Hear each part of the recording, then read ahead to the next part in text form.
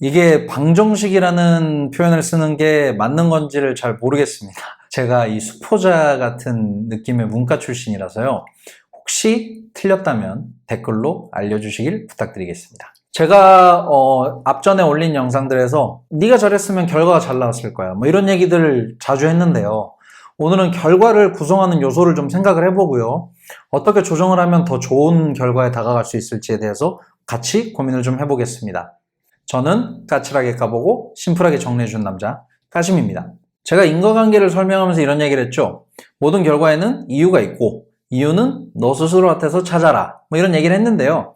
자, 그럼 결과는 어떻게 나오는 건지 그런 얘기를 오늘 한번 해보려고 해요. 굳이 정리를 해서 수식으로 이걸 써보자고 하면은 이건 곱셈이 돼야 된다는 게 제 경험상의 정리입니다. 그러니까 결과는 방향 곱하기 노력, 이렇게 생각을 하시면은 정리하는데 한결 좀 심플하실 것 같아요. 자, 이게 왜 곱셈이라고 제가 말씀을 드렸냐면 방향이 잘못돼서 방향이 마이너스의 값이에요. 그러면 아무리 노력해도 나아지진 않죠. 이런 경우 우리 생각보다 흔하게 보입니다.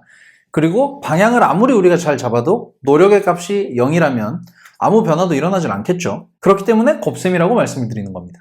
제가 지금 곱셈이라고 얘기를 했잖아요. 이게 곱셈이기 때문에 여러분들 이런 생각도 한번 해보시면 좋아요. 뭐냐면 방향을 여러분들이 잘못 잡았어.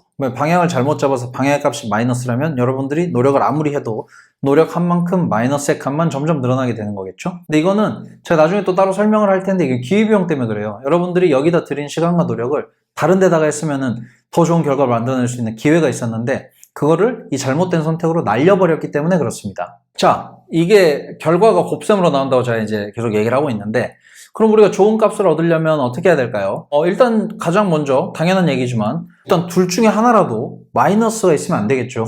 이건 당연한 겁니다. 그렇죠? 근데 이 마이너스가 주로 뭐 노력은 안 하면 0이지 뭐 마이너스로 가진 않잖아요. 그러니까 중요한 이 마이너스 같은 경우는 방향의 설정에서 좀 자주 나오는 것 같아요. 뭐 예를 하나 굳이 들자면 뭐 공무원의 삶이 어떤지도 잘 모르면서 공무원 시험 다들 본다고 하니까 본다고 달라들어서 시간 낭비하고 있는 사람들, 뭐 이런 분들이라든지 뭐 많죠. 그래서 뭐 합격도 못하고 있지만 합격해도 결과가 이제 본인이 원하는 결과가 아닐 겁니다. 그런 분들은 빨리 방향의 설정을 다시 하시는 게 좋을 거예요, 아마. 자, 그러니까 나는 열심히 하는데, 정말 열심히 살고 있는데 늘 괴롭고 좀 쳇바퀴 도는 것 같은 느낌이 든다 라고 하면 여러분들이 방향을 의심해 보시면 됩니다. 내가 설정한 이 방향이 곱셈인데 이 방향이 정말 제대로 설정을 했는지, 노력이 향하는 여러분들의 방향 설정이 혹시 잘못된 건 아닌지 꼭 생각을 한번 해보세요. 그리고 또 이런 경우도 있어요. 여러분들이 이제 방향도 어느 정도 잘 잡았고 노력도 어느 정도 하긴 했는데 곱셈에서 나온 값이, 절대값이 여러분들 경쟁 상대보다 낮은 경우가 많죠. 물론 여러분들은 본인이 열심히 한다고 생각하셨겠지만 결론부터 말씀드리면 인생은 절대평가가 아닙니다. 왜냐? 우리가 얻을 수 있는 부, 명예, 재화 이런 거 다 한정적이잖아요.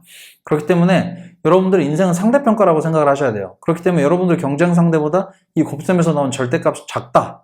그러면 여러분들은 성공의 막가는 점점 먼 인생을 살게 되시는 겁니다. 우리가 살면서 듣는 명언이나 그리고 성공한 사람들의 얘기를 들어보면은 공통적으로 하는 얘기가 있어요. 대부분 노력을 엄청나게 강조를 합니다. 근데 이게 잘못됐다고 생각해요, 저는. 마치 결과는 덧셈의 총량인 것처럼 얘기를 많이 하거든요. 노력하면 될 것이다, 막 이렇게 얘기를 많이 하는데 근데 이게 생각을 잘 하셔야죠. 결과는 덧셈의 총량이 아니라 제가 계속 얘기한 것처럼 곱셈으로 계산을 하시면 좋습니다. 그러면 여러분들 뭐가 잘못됐는지 눈에 더 잘 보여요. 노력만큼 방향 설정이 또 굉장히 중요하다는 얘기를 오늘 한 거고요. 부디 계산법 틀리지 말고 둘 다 밸런스 좋게 잘 챙겨가시길 바랍니다. 자, 뭐 제가 이렇게 설명을 좀 간단하게 심플하게 하기 위해서 식을 최대한 간단하게 써서 중요한 것만 넣어서 식을 만들어서 얘기를 해봤는데요. 뭐 현실적으로 이것만 있는 건 물론 아닙니다. 여러분들 뭐 결과가 제가 지금 방향과 노력의 곱셈이라고 했는데 여기 또 곱셈 들어가는 것들이 있죠. 운도 있을 테고요. 뭐 재능 같은 것도 있을 테고요.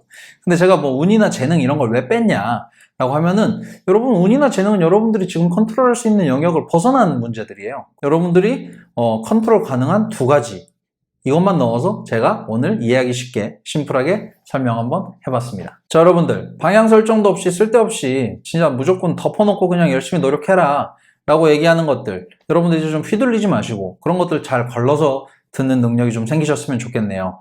인생 잘 설계하셔서 좋은 방향과 적당한 노력으로 좋은 결과 꼭 얻으시길 바랍니다.